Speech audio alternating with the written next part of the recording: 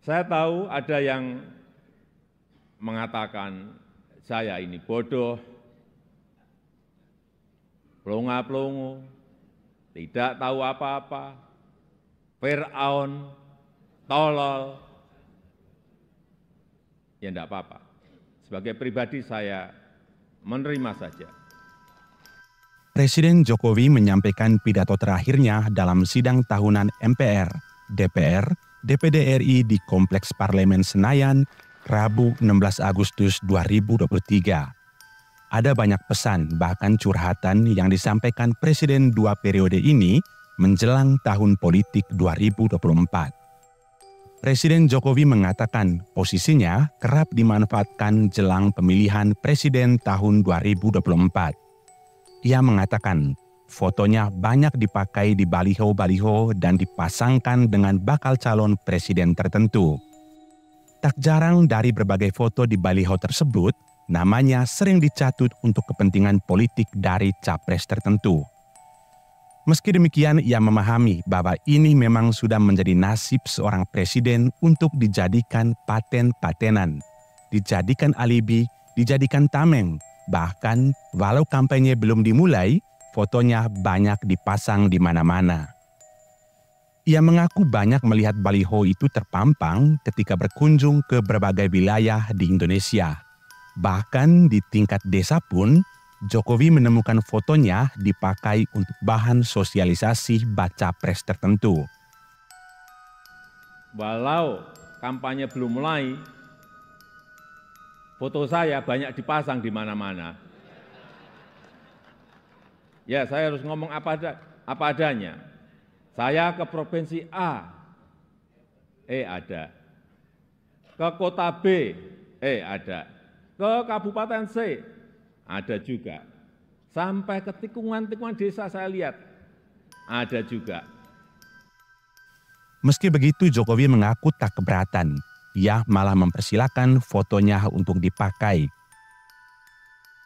Tak hanya itu, Jokowi juga menyadari bahwa dirinya sering disebut dengan kata yang tidak pantas.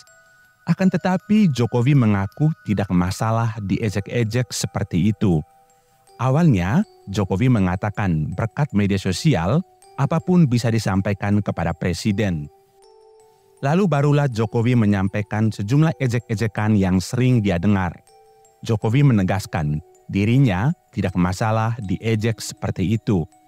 Namun, Jokowi menyatakan bahwa dirinya sedih melihat budi pekerti luhur mulai menghilang.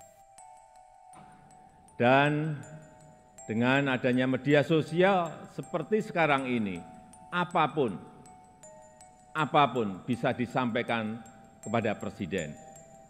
Mulai dari masalah rakyat di pinggiran, sampai kemarahan, sampai ejekan, dan bahkan makian, dan fitnahan bisa dengan mudah disampaikan dengan media sosial.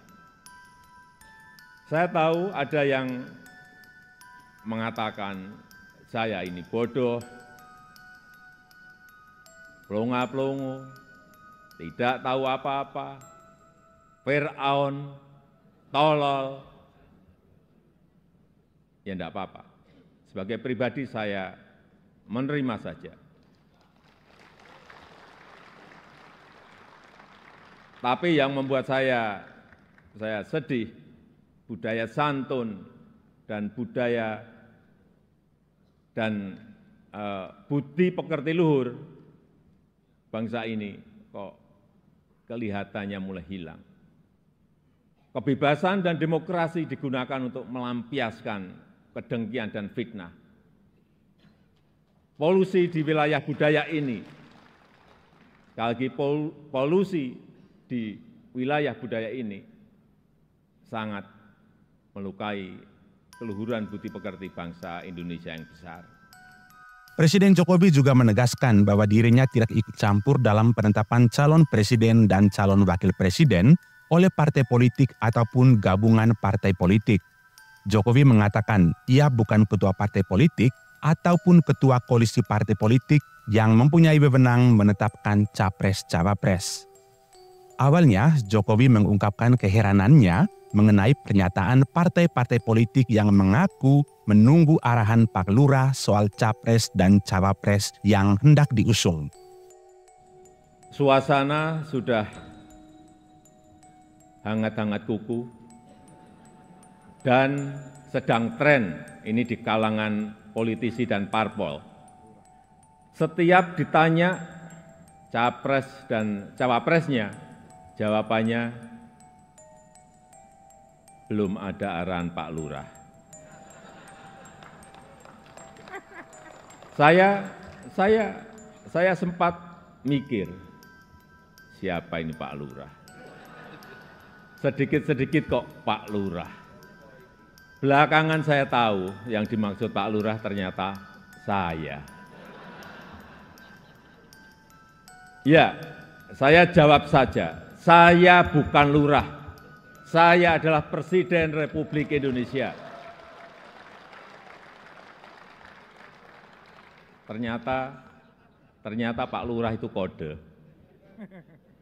Tapi perlu saya tegaskan, saya ini bukan ketua umum parpol, bukan ketua umum partai politik, bukan juga ketua koalisi partai. Jokowi lalu menegaskan bahwa ia bukanlah seorang lurah, melainkan Presiden Republik Indonesia. Ia juga menegaskan jabatan presiden yang disandangnya tidak membuat dia mempunyai wewenang untuk menetapkan bakal capres-cawapres yang bakal maju pada Pilpres 2024. Namun mantan wali kota Solo ini tidak memungkiri bahwa ia kerap dibawa-bawa dalam bursa pencalonan presiden dan wakil presiden. Bukan wewenang Pak Lurah sekali lagi. Walaupun saya paham ini sudah menjadi nasib seorang presiden untuk dijadikan paten-patenan dalam bahasa Jawa, dijadikan alibi, dijadikan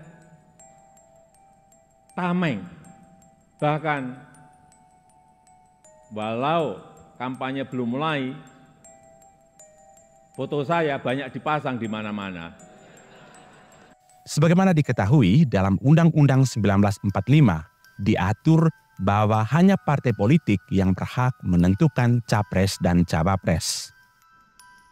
Lembaga think tank Australia, Lowy Institute, menyebut Indonesia sebagai middle power in Asia dengan diplomatic influence yang terus meningkat tajam, dan Indonesia termasuk satu dari 6 negara Asia yang mengalami kenaikan comprehensive power.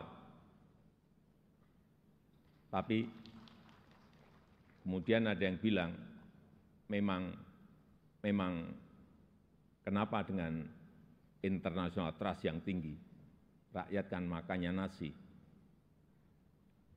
International trust nggak bisa dimakan.